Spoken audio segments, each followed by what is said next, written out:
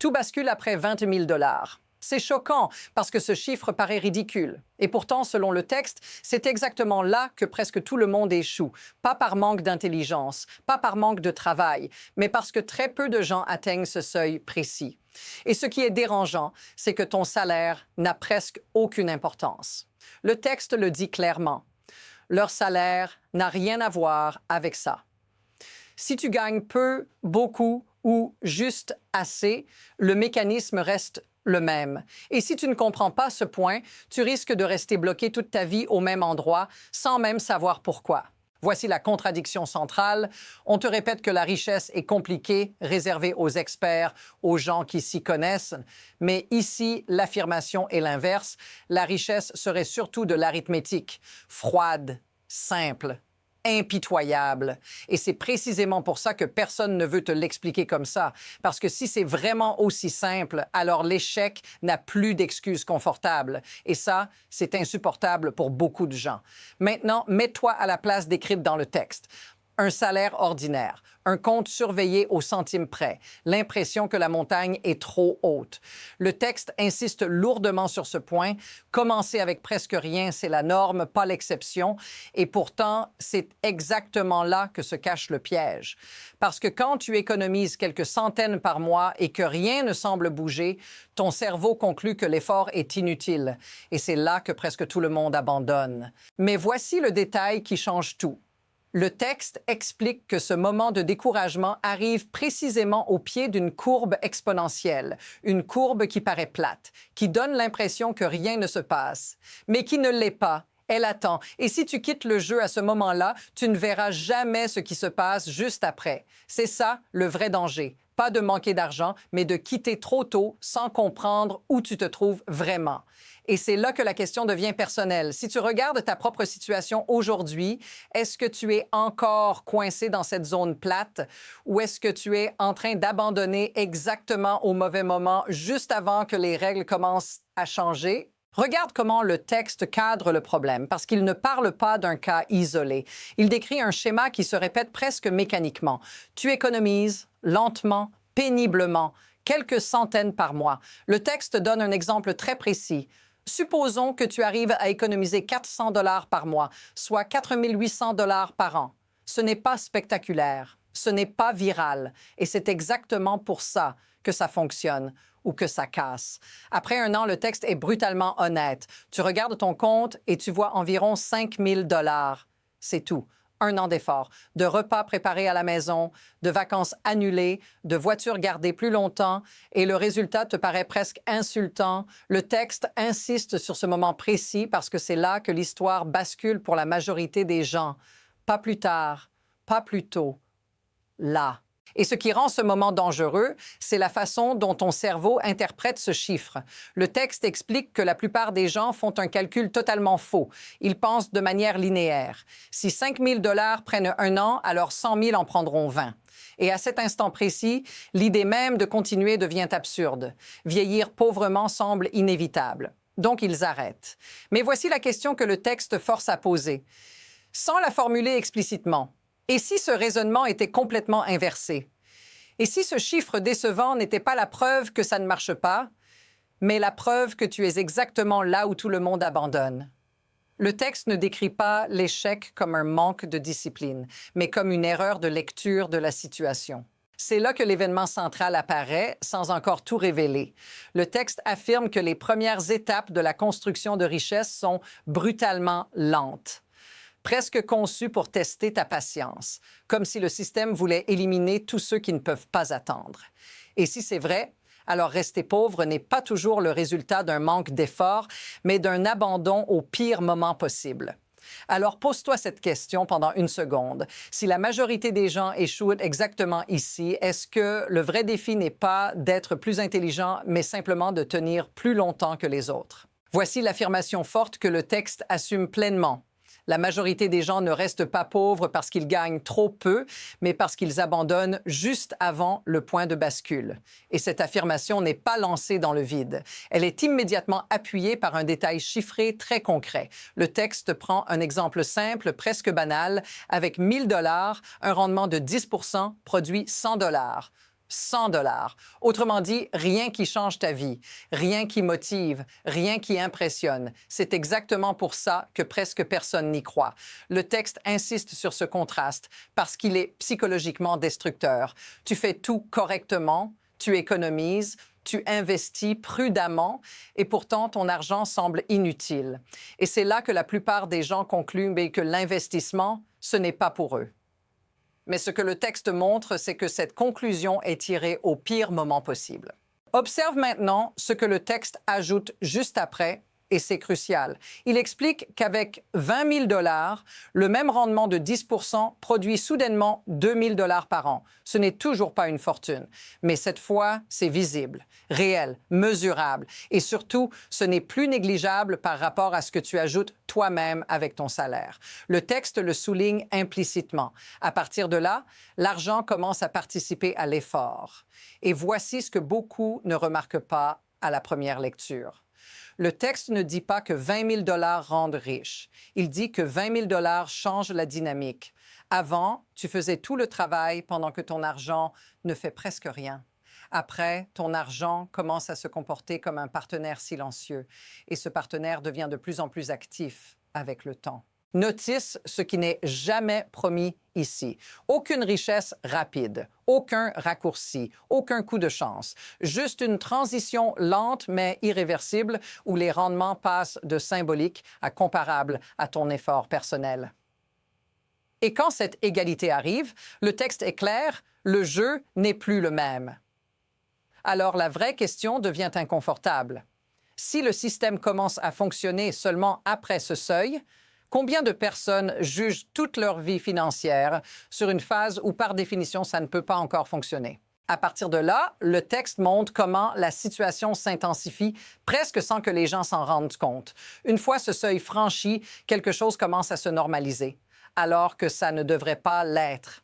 Le texte explique que, progressivement, les rendements ne sont plus un détail insignifiant, mais une composante réelle de ta progression. À 50 000 $, il donne un chiffre précis, un rendement de 10 % produit environ 5 000 $ par an. Et soudain, ton argent contribue autant que toi, pas demain, pas un jour peut-être, à ce moment-là. Puis il pousse encore plus loin.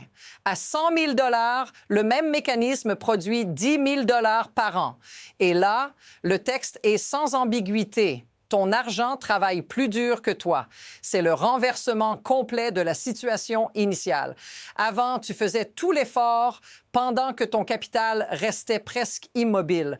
Maintenant, c'est l'inverse qui commence à s'installer.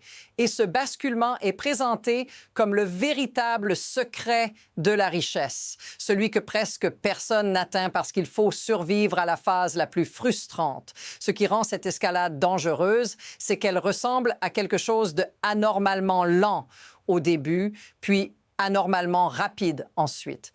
Le texte compare implicitement cette trajectoire à un phénomène systémique.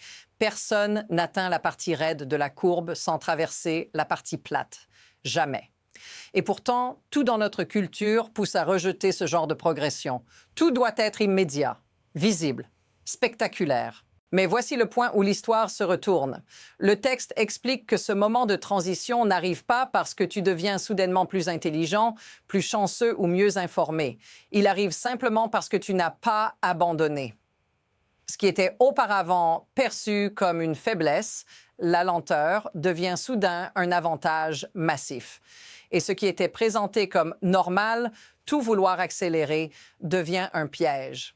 Alors regarde bien ce que ça implique. Si cette courbe est réelle, si cette normalisation de l'effort différé est la condition d'entrée dans la vraie dynamique de richesse, combien de comportements que tu vois autour de toi sont en réalité des abandons déguisés en choix rationnels, en choix? À ce stade, le texte accélère brutalement, comme pour montrer ce qui se passe quand la pression monte. Il empile les erreurs rapidement, sans longues explications, parce que c'est exactement comme ça que les gens échouent dans la vraie vie. La première erreur est nommée clairement l'impatience. Le texte dit que la construction de richesse exige une gratification différée extrême et que la plupart des gens ne savent tout simplement pas attendre. Pas parce qu'ils sont stupides, mais parce que tout autour d'eux les pousse à consommer maintenant. Ensuite, la deuxième pression arrive presque immédiatement. Le texte décrit le bombardement constant, la publicité des milliers de fois par jour, les collègues qui parlent de nouvelles voitures, les réseaux sociaux remplis de vies soigneusement mises en scène. Et ton cerveau interprète tout ça comme une preuve que tu es en train de perdre, que ton sacrifice est inutile, que tu ferais mieux de profiter pendant que tu peux. Le texte est clair. C'est ici que la plupart des tentatives de construction de richesse meurent, pas à cause d'un crack, pas à cause d'un mauvais investissement, mais parce que les gens ne supportent plus d'attendre. Puis vient la troisième couche, encore plus dangereuse. Le texte explique que ce moment coïncide souvent avec l'envie de faire quelque chose. Acheter, vendre, changer de stratégie, accélérer, dépenser ce qu'il appelle littéralement la semence pour se sentir mieux aujourd'hui, au prix d'une pauvreté garantie demain. Et ce détail est glaçant. La personne qui aurait pu être riche à 60 ans finit fauchée à 60 ans, non pas par manque d'opportunité, mais parce qu'elle ne supportait pas d'avoir l'air moins brillante que ses voisins à 35 ans. Tout s'enchaîne vite. L'impatience, la comparaison, la dépense émotionnelle. Et soudain, sans bruit, le processus s'effondre. Le texte ne dramatise pas. Il constate et il pose une question implicite, presque cruelle. Que se passe-t-il si ce cycle continue encore 10, 20, 30 ans sans jamais être interrompu? Maintenant, le texte change d'angle. Il quitte les chiffres et attaque quelque chose de beaucoup plus intime. Il parle de toi, de ta vie réelle, de ce que tout ça provoque au quotidien. Il affirme sans détour que ton niveau de revenu n'est pas le facteur décisif. Il donne un exemple brutal. Une personne qui gagne 50 000 $ par an et économise 5 000 finit plus riche qu'une personne qui gagne 200 000 $ et n'économise rien. Le texte insiste. L'arithmétique s'en fiche de ton titre de poste ou de ta tranche d'imposition. Et cette phrase dérange parce qu'elle enlève toute excuse confortable. Puis il raconte une histoire qui frappe fort. Mozart, un génie absolu, célèbre, talent reconnu mondialement. Et pourtant, le texte le dit clairement, il a toujours dépensé plus qu'il ne gagnait. Résultat, il est mort fauché. Le message n'est pas moral, il est mécanique. Si même un génie du siècle n'a pas pu échapper à cette règle, pourquoi toi, moi ou n'importe qui y échapperait? Là, le texte force une prise de conscience. Le problème n'est pas l'absence de talent, mais l'incapacité à contrôler le flux. Et c'est ici que l'impact humain devient évident. Vivre sans épargne, c'est vivre sous contrainte permanente. Un problème de voiture, une facture médicale, un imprévu, et tout s'effondre. Le texte le suggère clairement. Sans réserve, tu es toujours à une réparation près du désastre. Tu ne choisis pas. Tu subis, tu prends le premier job, tu acceptes les pires conditions, tu dis oui quand tu voudrais dire non. Puis il glisse quelque chose de subtil mais puissant. Quand tu commences à épargner sérieusement, même lentement, quelque chose change dans ta tête. Tu dors mieux, tu respires mieux, tu n'es plus constamment en alerte. Ce n'est pas encore la liberté, mais ce n'est plus la peur permanente. Et cette transition psychologique précède toujours la transformation financière. Alors pose-toi honnêtement la question. Est-ce que ce que tu ressens aujourd'hui ressemble à cette tension constante décrite dans le texte? Si oui, dis-le dans les commentaires. Pas pour te plaindre, juste pour constater que tu n'es pas seul. À ce moment précis, le texte cesse de chercher l'indignation. Il cherche à comprendre le mécanisme, calmement, froidement. Il explique que ce qui permet à cette situation de se répéter génération après génération n'est pas un complot, ni une injustice abstraite, mais un système d'incitation très simple. L'argent récompense la patience. Le monde moderne punit l'attente. Et la majorité des gens sont coincés au milieu, bombardés de signaux qui les poussent à agir exactement à l'opposé de ce qui fonctionne. Le texte introduit alors une idée dérangeante. L'avantage à long terme ne vient pas d'être brillant, mais d'être constamment pas stupide. Il renverse complètement l'obsession pour l'intelligence financière. Pas besoin de prédire les marchés, pas besoin de produits complexes. Il suffit d'éviter ce qui garantit l'échec. Et la liste est brutale par sa simplicité. Dépenser plus que ce que tu gagnes, ne rien épargner, accumuler des dettes à taux élevés, surtout les cartes de crédit. Le texte est catégorique. Une fois piégé dans la dette, s'en sortir est un enfer. Puis il va plus loin. Il ne parle plus seulement d'argent, mais de comportement, être en retard, ne pas tenir ses promesses, ne pas finir ce qu'on commence.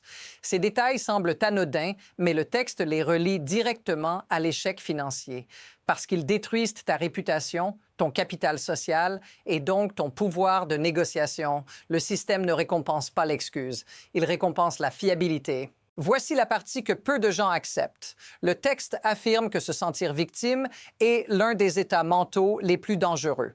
Pas parce que la souffrance n'est pas réelle, mais parce que l'auto-apitoiement paralyse. Il le dit sans ménagement, même dans des situations tragiques, la pitié de soi n'améliore rien. Elle rend juste plus faible. Et la faiblesse, dans un système fondé sur la durée, coûte extrêmement cher. Ce mécanisme explique pourquoi deux personnes avec des vies tout aussi difficiles finissent à des endroits radicalement différents. L'une se concentre sur ce qu'elle contrôle, l'autre rumine ce qu'elle ne contrôle pas. Et sur 20 ou 30 ans, cette différence invisible devient un gouffre. Alors regarde bien ce que ça révèle. Si le système récompense surtout l'endurance, la fiabilité et la capacité à éviter les erreurs évidentes, combien de conseils brillants que tu entends partout servent en réalité à te distraire de l'essentiel? Le texte se projette alors vers l'avant, mais sans jamais promettre un avenir figé. Il trace deux trajectoires possibles et c'est là que la tension revient. Première trajectoire, tu continues exactement comme avant. Tu économises un peu, puis tu t'arrêtes. Tu paniques quand le marché bouge. Tu compares ta progression à celle des autres. Tu touches à ton capital trop tôt. Résultat, le processus se réinitialise encore et encore.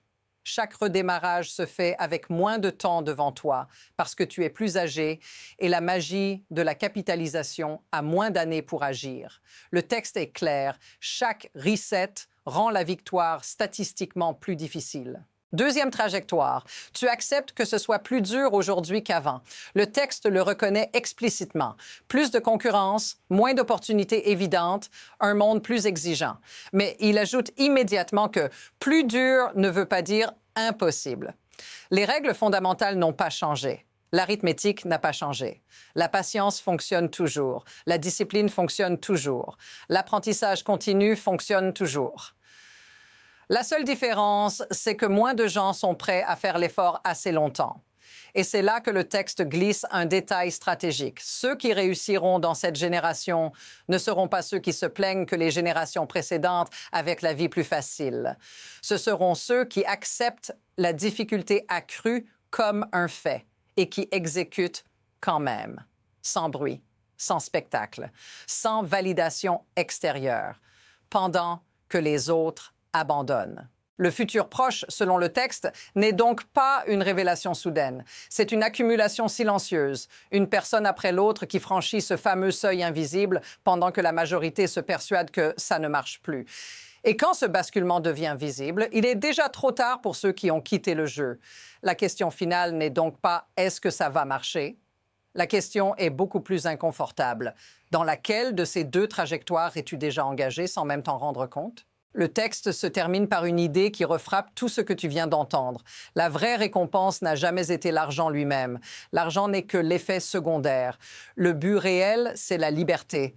Le texte le dit sans détour. L'indépendance. Ne plus être obligé d'accepter n'importe quel travail. Ne plus dépendre d'un chèque pour survivre. Pouvoir dire non. Pouvoir attendre. Pouvoir choisir. Et c'est précisément pour ça que le seuil des 20 000 $ est si important. Pas parce qu'il rend riche, mais parce qu'il marque le moment où tu cesses d'être prisonnier de l'urgence. À partir de là, ta relation avec la vie commence à changer. Le texte insiste sur ce point. Tu n'es plus constamment en réaction. Tu n'es plus obligé de prendre la première option disponible. Tu peux traverser une mauvaise période sans paniquer. Tu peux penser à long terme parce que tu n'es plus désespéré à court terme.